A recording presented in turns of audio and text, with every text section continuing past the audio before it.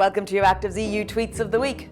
Late Night Council sets press pack a jitter, Commission nominee doesn't have Twitter, and Brexit MEPs seem a little bit bitter.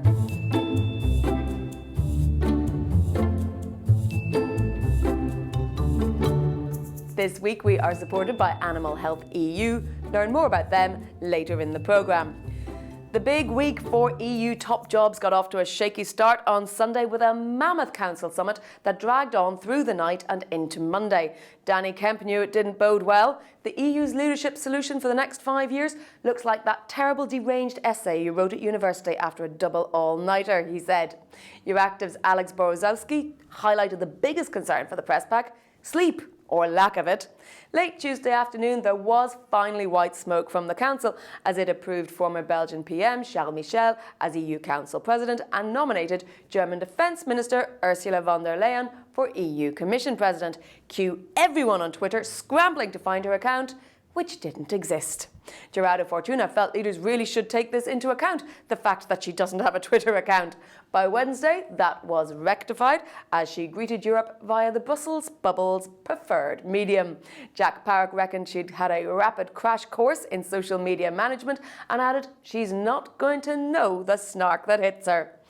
Outgoing Council President Donald Tusk said that it was the first time perfect gender balance had been achieved in the top positions. And Competition Commissioner Margrethe Vestager, herself also in the running, said she was happy to see the first woman nominated for Commission President. However, Burly Monster quipped, Vestager launches duopoly investigation against France and German over top job collusion.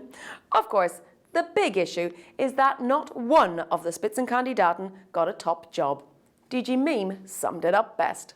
But it's not over until the fat lady sings, in this case the European Parliament, which has to approve, or not, the Council's picks for the posts. MEPs are expected to vote in 2 weeks' time.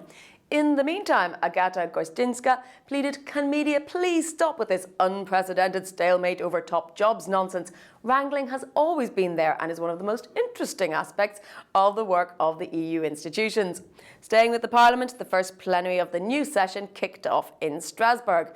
As Jude Curtin-Darling arrived in a sweltering Strasbourg, she was glad her region still has a seat at the decision-making table, despite Brexit rhetoric spiralling to extremes.